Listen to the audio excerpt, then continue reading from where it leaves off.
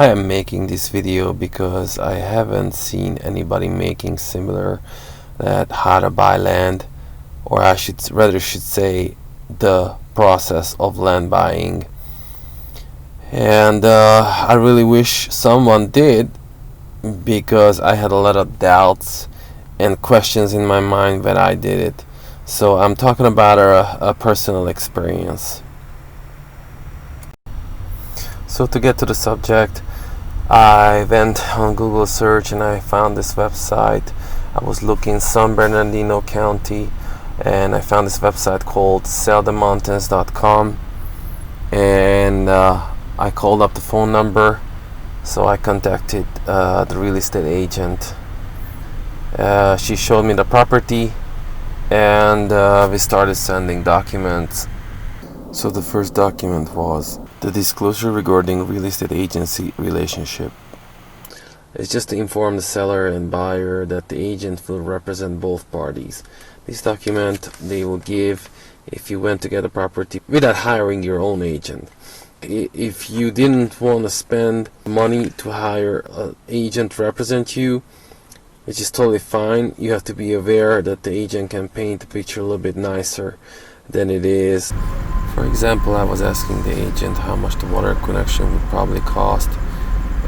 She was mentioning something like $5,000, but I did my research after that, and it turns out minimum $16,000. In this case, the agent will be receiving money only from the seller who hired him or her.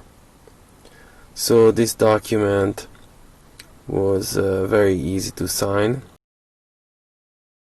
My agent was sending it to me with DocuSign, so I was able to just sign it with my phone and then download it through my email to archive this paper later.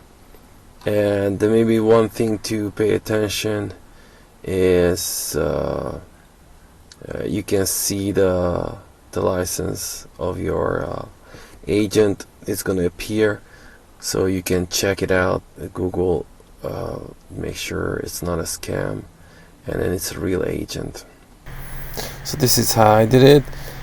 I went to this dre.ca.gov and clicked on the licenses tab, and then verify license, and typed the number, the license ID. I usually never check these things, but there was a lot of money on the stake, so I was kind of nervous. The next was my turn to make an offer. So the next document is a letter of intention to offer. So this document, it will say something like, please be advised that I wish to offer X amount for the property. This is gonna be your first bid, and you have to charge the amount based on the market value. The market value is usually calculated by the properties sold in the neighborhood. If the demand is high, the price seems below market price, you're better off paying the full price, but typically you would offer a little bit less. If you go too low with the offer, it is typically called lowball offer, and it is measured as coming off 15% or more below the market value. The lowball offer might work if the house is in a bad condition, or there is a really low demand because the prices are falling. If there is a high demand, and it is also called as the seller's market, the lowball offer will be only good to piss off the seller. Like, how do you have the nerve to offer such a low price? In addition, the sellers have no legal obligation to even respond to your offer. A fair market value is also called a strong offer, and you can calculate by looking at how much similar properties were sold in the same area. As soon as you accept a counteroffer, you can move on to the process called escrow. But before I talk about escrow, be aware that the accepted counteroffer is not your total cost.